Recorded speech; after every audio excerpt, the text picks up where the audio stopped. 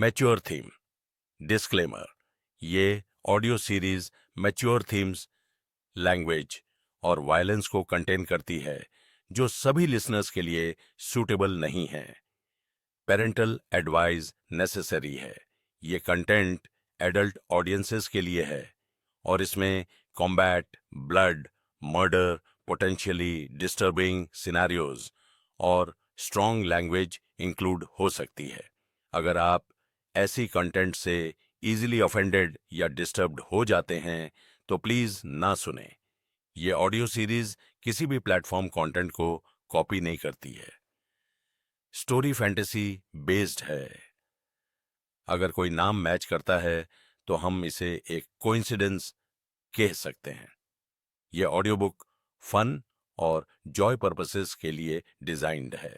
महाद्वीप के मध्य में क्षणभंगुर सागर के भीतर एक विशाल द्वीप पर 8 विशाल पत्थर के स्मारक आसमान को भेद रहे थे, जिनमें से प्रत्येक सैकड़ों मीटर ऊंचा था और आंखों की पहुंच से परे फैला हुआ था। प्रत्येक स्मारक के चारों ओर सैकड़ों डेस्टिनी डिस्क फॉर्मेशन को शक्ति प्रदान करते थे। प्रत्येक चक्कर में स्वर्ग की भाग्य ऊर्जा के हजारों स्ट्रैंड की खपत होती थी, जिससे हर घंटे इन डिस्क को बदलना पड़ता था। कुल मिलाकर ये 8 पत्थर के खंभे अकेले ही प्रतिदिन दसियों हजार डिस्क को खा जाते थे, जिससे 1 अरब से ज्यादा स्ट्रैंड ऊर्जा खर्च होती थी। यह विश्व के सबसे शक्तिशाली गुटों में से एक, अधिराज तलवार चाकू सेक्ट का मुख्यालय था। मायावंश की हंटर सूची इसी स्थान से उत्पन्न हुई थी। जल्दी करो और रिकॉर्ड करो, एक भी गलती मत करो। हमेशा की तरह एल्डर हेजल हंटर अपने अधीनस्थों को निर्देश देते हुए पहुंचे। प्रत्येक पत्थर का स्मारक एक दिशा से मेल खाता था, जो स्रोत दुनिया से सभी जानकारी एकत्र करता था, जिसे फिर ऑलमाइटी लिस्ट के माध्यम से समेकित और प्रसारित किया जाता था। उनका आदेश सुनकर अधीनस्थों ने अपने हाथ आगे बढ़ा दिए। बड़े धर्म रूप उनके पीछे मंडरा रहे थे, जबकि ब्रश पेन हवा में उड़ रहे थे, जो उनकी शक्ति के नियंत्रण में तेजी से रिकॉर्डिंग कर रहे थे। हालांकि वे साधारण लेखकों की तरह दिखते थे, लेकिन इनमें से हर एक रिकॉर्डर ओरिजिन कोर के 9वें स्तर से परे एक शक्तिशाली व्यक्ति था।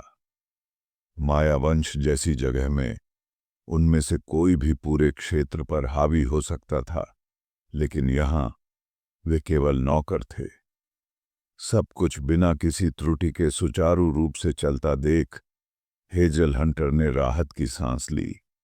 अपनी आस्तीनें ऊपर उठाईं और केंद्रीय सिंहासन पर बैठ गया। आसपास का नजारा देखते हुए उसने पूछा, गुरु, आज कैसा है? एल्डर, एक अधेड़ उम्र का आदमी ब्रश पकड़े हुए और जेड लेजर आगे बढ़े और झुककर प्रणाम किया। अभी तक केवल एक कांस्य स्तर की घटना है, बाकी सभी लौह स्तर के महत्व से नीचे हैं। कांस्य और लौह का मतलब इवेंट ग्रेड से था। ग्रेड जितना ऊंचा होगा, इवेंट उतना ही महत्वपूर्ण होगा। हान युआन जैसे राजवंश का पतन बमुश्किल ही लौह स्तर के रूप में योग्य होगा। इससे कम कुछ भी रिकॉर्ड करने लायक नहीं था। उदाहरण के लिए, तूफान और मेघ की मृत्यु भी एल्डर ओयांग को सौंपने के योग्य नहीं होगी। कांस्य स्पर्धा क्या है? हेजल हंटर ने पूछा। गुरु ने जेड लेजर खोला और शुरू किया। यह जेनिथ किंगडम के एक राक्षस से संबंधित है, जो शैडो ऑफ जाइल में खतरे का सामना करता है। स्वर्गीय भाग्य डोमेन के भीतर एक ऊर्जा गड़बड़ी हुई है और कोई भी 1000 मील के भीतर नहीं पहुंच सकता है। ऊर्जा में गड़बड़ी? ऐसा लगता है कि व्यक्ति इसके अंतर्गत आ सकता है। हेजल हंटर ने सिर हिलाया। और लौह स्तर की घटनाएं? डेस्टिनी हॉल मुख्यालय। गुरु, आगे कुछ बताने ही वाला था कि तभी उनके नीचे की जमीन कांप उठी। अचानक सबसे उत्तरी पत्थर के खंभे से चकाचौंध करने वाली रोशनी निकली, जो पलक झपकते ही एक चमकदार सुनहरे रंग में बदल गई। यह एक अप्रत्याशित स्वर्ण स्तर की घटना है। गुरु की पुतलियां सिकुड़ गईं। स्वर्ण स्तर की घटनाएं कांस्य स्तर की घटनाओं से कहीं ज्यादा महत्वपूर्ण थीं। एक साल में एक भी घटना होना दुर्लभ था, फिर भी एक अचानक कहीं से प्रकट हो गई थी। नहीं, यह सुनहरा नहीं है। हेजल हंटर अचानक खड़ा हो गया। उसकी आंखें चील की तरह तेज थीं, जो पत्थर के खंभे पर टिकी थीं। चौंक कर गुरु ने फिर से देखा। उसकी पुतलियां और सिकुड़ गईं, क्योंकि उसे एहसास हुआ कि स्वर्ण स्मारक धीरे धीरे प्लैटिनम में बदल रहा था। सिर्फ एक दर्जन सांसों में यह पूरी तरह से बदल गया था। यह एक प्लैटिनम स्तर की घटना है। गुरु के होंठ कांपने लगे। प्लैटिनम इवेंट और भी ऊंचे दर्जे के थे, महत्व में चौथे स्थान पर थे। उनके आने से पूरे महाद्वीप में हलचल मच सकती थी। आखिर ऐसा क्या हुआ कि ऐसी असाधारण घटना घट गई? स्मारक के सामने मंडराते हुए हेजल हंटर ने उसकी सतह को सहलाया। पाठ की एक पंक्ति उभरी। धूप की 99 लड़ियां प्रज्वलित हुईं। 99 किस्में। यह परम स्वर्ग की नियति प्रतिभा है। ओरिजिन दुनिया के इतिहास में केवल 17 व्यक्तियों ने कभी ऐसी प्रतिभा प्रदर्शित की है। उनमें से सबसे कमजोर ने 8 सितारा स्वर्ग के मास्टर दायरे के शिखर को प्राप्त किया। ओयांग हाई की आंखें उत्साह से चमक उठीं। एक बार उसका परीक्षण किया गया था और उसने 70 किस्में प्रज्वलित की थीं। फिर भी किसी ने अभी अभी 99 किस्में प्रज्वलित की थीं। ऐसी अद्वितीय प्रतिभा बस अकल्पनीय थी। इस व्यक्ति को अवश्य ही भर्ती किया जाना चाहिए। उचित साधना के साथ वे महानतम भाग्य को प्राप्त कर सकते हैं और दुनिया के शिखर तक पहुंच सकते हैं।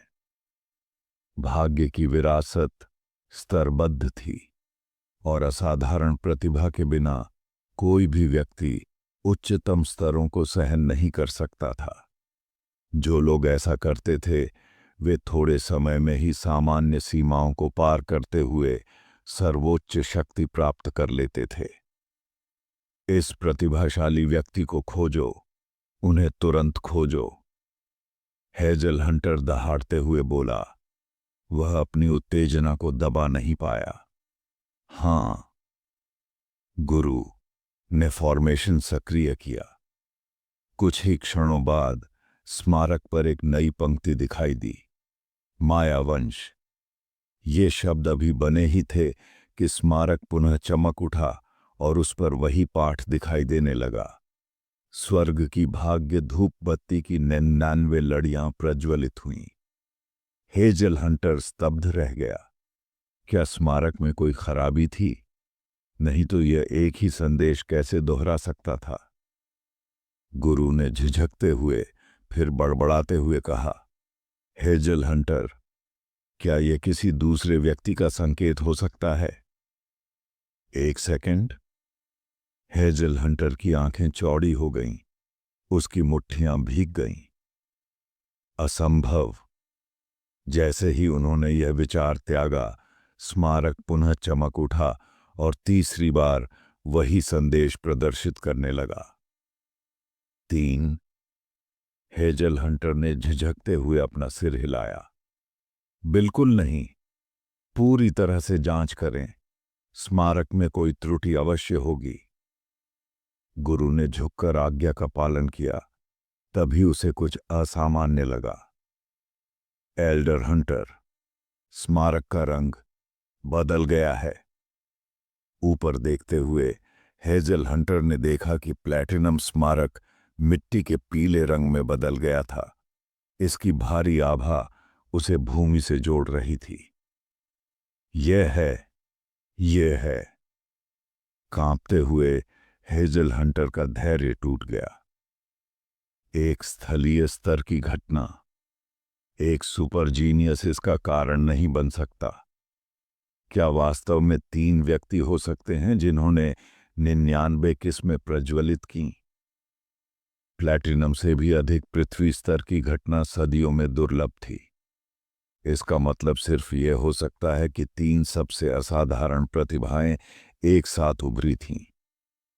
नक्शा तैयार करो, मैं अभी मायावंश जा रहा हूं, हेजल हंटर ने आदेश दिया।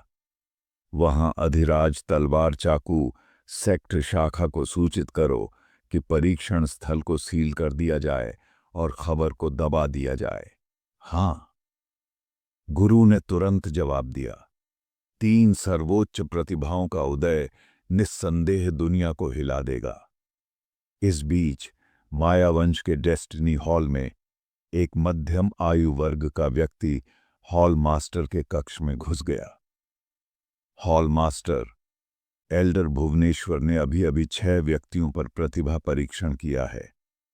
उनमें से 3 ने स्वर्ग की भाग्य धूप की 99 किस्में प्रज्वलित की, एक ने 37 और अंतिम 2 ने 23 और 21 प्रज्वलित की।